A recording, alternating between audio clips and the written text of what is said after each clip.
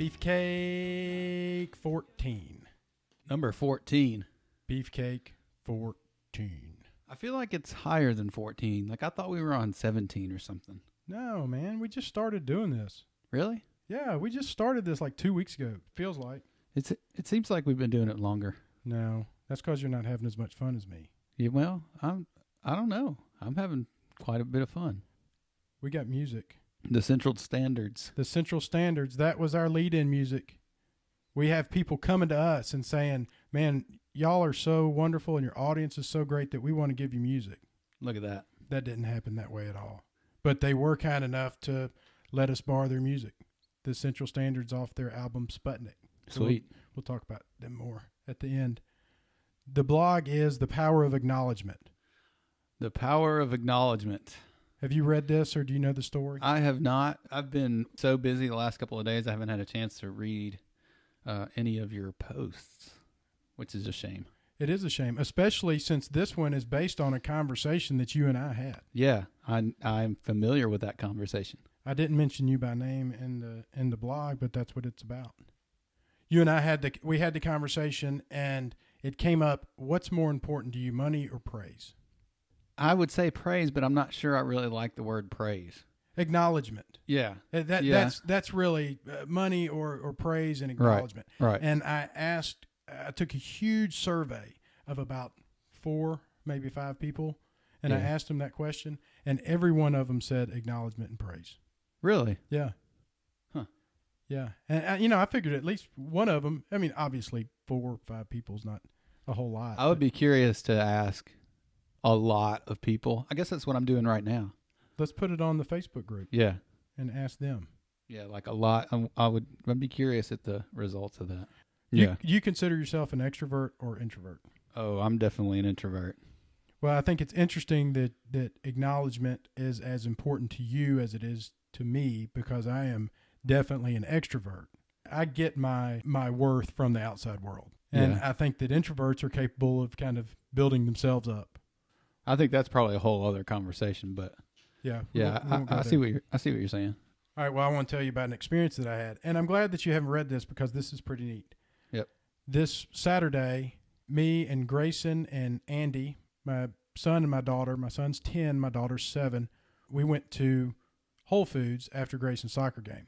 As we're cruising around the produce section, we look over and there is none other than Mark Gasol. Oh, wow. That's pretty cool. It was totally cool. And it's not like you're not going to notice Mark Gasol. Yeah. And right. So he's there with his wife and his child, who is pretty close to a newborn. I mean, still in a carrier. He's Grayson's hero. Like, Grayson loves basketball. Yeah, that's awesome. He's a stats kid. He knows all these stats, and he knows all the Grizzlies. And, Gasol is the guy. Right. And so we have kind of a team huddle, like a family huddle, as to how we're going to approach this. Because one side of me says, the nicest thing we can do for Mark Gasol is to let him alone and let him be Mark Gasol. Right. And the other side of me wants to jump on his back and start like kissing him and ask him to sign my boob. But I said, Grayson, just walk by and give him a thumbs up. Just give him an acknowledgement and let him continue enjoying his Saturday with his family. Yeah. Grayson hesitantly walks up there, unsure of himself and nervous and both hands in his pocket, like young kids do. He sticks his one hand up and he goes, hey. And there's no response because he doesn't hear him. And Grayson looks back at me for the next action, which I was pretty nervous. I was pretty nervous myself. He wanted me to go up there with him, and I said, no, you need to go do it yourself. He took another swing at it. He rubbed his hands together, and he put his hand up in the air, and he says, hey. At that moment, it was decision time. Like, what is Mark Gasol going to do? He has 2 options. He's about to either go down in the Horrell house as being the bum that blew off my kid, the once sung hero who decided to, ignore my son. Yeah. Or he could do exactly what he did, which was he made eye contact with him. He got down on his level. He broke this incredibly classy, handsome smile and said, "Hey, buddy, how you doing?" Oh, that's cool. It was really, really cool. He could have handled that so many different ways. To watch a 7-foot+ guy get down on a 10-year-old's level and crack that kind of smile was just, it moved me. Yeah, I bet. I bet it made Grayson's day. Oh my gosh. I mean, his heart was beating. He was so excited. And so then I said the douchiest thing I could think of. I said, "Who's your biggest fan?" And so he kind of looks at me like, this is not between you and I, old guy. Move on. And he goes back to Grayson, and they have a little short talk, and off we went. And it was such a moment. It was such a moment, and it was so powerful to see how powerful acknowledgement can be. Yeah. And not even because he's famous. Certainly in this instance, his notoriety had something to do with it. But I think just every day, acknowledgement is really, really strong. Oh yeah, and I don't think most people realize how strong it is. I don't think they do either, and I think it's hard to realize how strong it is unless you really take inventory of how it makes you feel when you are acknowledged by someone else. Mm-hmm. It's so much more comfortable just to pass by and act like you're looking at something on your shoe or looking at the birds up in the sky, when really it's just a simple, "Hey, how you doing? Good to see you." Yeah. This was Marc Gasol's payout. I'll buy anything that has Marc Gasol's name on it. I will keep him as relevant as I am capable of keeping someone relevant forever, because that won't go away. Assuming he doesn't spit on Grayson or slap him at some point in time, he will always be exactly what he is right now. And you have to appreciate people who are willing to be like that, because he certainly doesn't have a contract where he has to be nice to every kid that comes up to him. Easily have been a douchebag. Yeah, but he wasn't, and that's our Grizzlies. Way to go, Mark. Do you judge pretty quickly? Are first impressions pretty important to you? Do you take people on their first impression? Yeah, I think so. I kind of shifted gears on that quickly, didn't I? No, that's okay. You can probably hear my gears turning. I was thinking about the answer to that question. I want to keep you on your toes. I think so. I wouldn't use the word judge. I think everybody does, don't they? When you meet somebody, don't you have like this picture of them in your head? For sure. But I know everything about them. Yeah. So yeah, I do more than have a picture in my head. I make a whole movie of how it's going to play out. Right. So I do a terrible job of it. But I do. Yeah, I guess everybody does. That's not even an interesting question, is it? Because everybody does that. Some of us do it. We do it to different extremes. If someone acknowledges me and is nice to me on a first impression, then I will hold them on a pedestal so high that nobody could stay up there. Yeah, so I saw a story the other day that it was a Facebook post. One of my friends was getting on an airplane. He's got tattoos down his arm, and he went to sit in his seat on the airplane, and this guy that they sitting next to, he gets this look from him, like he looks at his tattoos, and you can tell that this guy's going, "What's this guy with the tattoos going to sit next to me?" So he happened to have a book. I don't remember the name of the book. My friend had a book he was reading, The First 90 Days.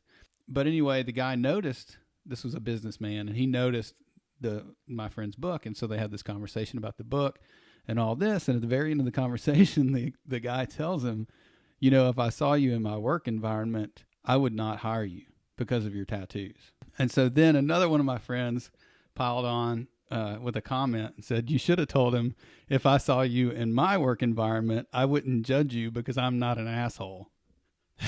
Right? That's a pretty good response. So think about that for a second. I thought that was pretty good. Yeah. And do you really want to be in a work environment with somebody that's going to judge you for tattoos? Exactly. But that guy probably doesn't even realize, he probably doesn't even think about things like that. He probably just, if you asked him what was more important to him, acknowledgement or money, he would probably say money. Right. Your friend sits down, he has tattoos. This guy says an obnoxious thing. A friend of ours, a guy an acquaintance of mine, was in town for the weekend, and he just got this really cool tattoo. And he told me about his mom acknowledging it, and she said, honey, you have just put yourself in a class of people that you don't want to be associated with. And we were both like, what does that even mean? Where does that class meet? You know, Right. Yeah. Who creates that class? What kind of box is that to generalize anybody in? And I thought, in her defense, she just put herself in a class of people in my head, which is no better or worse than what she did. Right. You know, I think that we all have a tendency to do that too much. Yeah, that's a good point. I mean, she did put him in that box, and you as well, because you have tattoos, but you also in turn turned around and put her in a box. Probably wrapped her up more tightly than she did Right. me. You know, that was probably her way of saying, I love you, son, and that was a dumbass thing to do. Uh-huh. I was jamming her down the box and like, I know 100 people like you. So talking about Marc Gasol, his notoriety and what that means to get a warm feeling from him and have a guy like that acknowledge you. Do you think that notoriety is that important as far as how you're capable of making someone feel? Yeah, I don't really know about notoriety. Like fame? Fame? Yeah, I mean, it's my belief that people that are famous will have more of an impact because you can tell that story to more people and they'll know who you're talking about. But I don't think that individuals are any less impactful. Yeah. I think that just as an individual, you can reach someone as strongly as a famous person can just by saying something nice or acknowledging that they even exist. Yeah. Well, we can talk about celebrity. I don't really care if you're famous. There's TV shows that follow rich people around and they're famous, and it doesn't matter to me if Kim Kardashian says I'm awesome at something. But if Tony Hawk said I was awesome at something, it would mean something because I think that guy's awesome. Right. You know, and that doesn't have anything to do with fame. You have you are a celebrity. People care what you think, and you're not necessarily famous because you're talking about me personally. Yeah. Oh wow. Yeah, I mean, you think you should think of yourself in that way because in your own little world, you're a celebrity. People look to you, and it matters what you say to them. That's powerful. I think that's a mindset to be mindful of. So famous people aren't any more special than you are. They're just people, but they know they have millions of people listening to what they say, watching what they do, and all those things. So they make a conscious effort, or they have someone help them shape the way that they behave. But that doesn't make them any different than you. Do you think that most famous people have someone to teach them how not to be a douchebag? Yeah. Or how to be a douchebag? Yeah, sure. It seems like a lot more of them are taught how to than how not to. Oh, you think that they all have who does that? A PR person? Yeah, sure. Or some sort of life coach. I don't know. Like, I believe that, like, that dude that sat down in the Star Spangled Banner, like, that was not him. Like, he has, like, a marketing person that set that up and told him to do it. Interesting. That's just kind of how I think about things like that. But that doesn't really matter. What matters is you are not obligated, but you should think about how you interact with people because it's very important because you are in our little community, in your own little community, and your group of friends, you're a celebrity, and people care what you do and what you think. That's very, very good stuff, man. And you also like that. And you also have the ability to shape that, right? You can go purposely do something to make that image positive. Well, I think you can achieve a level of notoriety just in your everyday actions. Right. And if you're conscious of that and you go out there with the intention of making someone feel good about themselves, mm-hmm. you will do that times 100. And I'm not trying to say that that's what I do, or, I mean, I might strive to do that, but it takes work to just be in a place where you're thinking like that. It does. It's uncomfortable at first. Very. All right. Well, let's wrap this up and go into our. I didn't do it, man. That was a terrible segue. I was going to do a segue. Into the program that we've got going on. Into the Lift Heavy, Run Long 3-month deadlift program. That's right. And that wasn't a segue at all. I just totally farted. I just went straight from, I just chopped off the blog. That non-segue was a great segue. You think so? Yeah. All right. You should go check out the deadlift program at liftheavyrunlong.com. Absolutely. You should. /deadlift. We're getting a great response from it. And the fact that people are doing it and talking about it makes it all the more fun. Right. And you worked really hard on it, done a good job. That's right, I did. Thank you for that acknowledgement. Kudos to you. Thank you. And everybody needs to go to liftheavyrunlong.com/deadlift. Check it out. If you want to deadlift and get strong. If you want to follow us, you need to go to @liftrunlong on Instagram and Twitter. Definitely do it on Twitter because I'm all hung up on Twitter. So I need that acknowledgement by you following @liftrunlong. Yep. And I also need you to make me happy by subscribing to our Reddit page, which is, Von Ross, reddit.com/r/liftheavyrunlong. Come find us there. And we're doing a 24-hour race this weekend, the Tour de Spirit Mission for Haiti 24-hour race at the Church of the Holy Spirit in Memphis, Tennessee. And what's the date on that? That is September 31st through October 1st. Got it. So it starts on Friday, September 31st at 3 p.m., and it ends at Saturday at 3 p.m. And you just run a mile or 100 of them. Just come out and enjoy and kick around and get to know people. Yep. It's a lot of fun. And we have sponsors. We have people who have been willing to help the Lift Heavy Run Long athletes. Which is awesome. It's incredible. And the Lift Heavy Run Long athlete is anybody who wants to be a Lift Heavy Run Long athlete. And Tailwind, I don't know if you're familiar with Tailwind Nutrition, but they were kind enough to send us product and coupons and all that sort of thing to Nippies to help us get through the race, and Nippies to help us survive the race, which are nipple covers. I don't have nipple problems. Oh man, oh my God, I don't even want to talk about it. But I don't anymore because I use these Nippies. And there you go. Legitimately, I ran the Tunnel Hill 50 miler on one pair of Nippies nipple covers. That's a lot of rubbing, a lot of sweating. And it worked out great for you? Yep. That was a fun race, man. Tunnel Hill. We should do a show talking about that. Yes, we should. Yes, we should. And the music by the Central Standards were kind enough to let us borrow their music.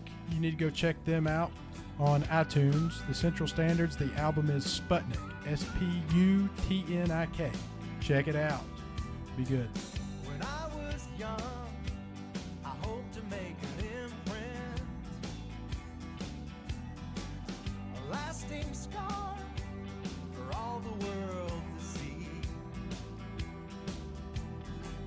I was a glowing iron, so hot that it was frightening. I was burning up so brightly.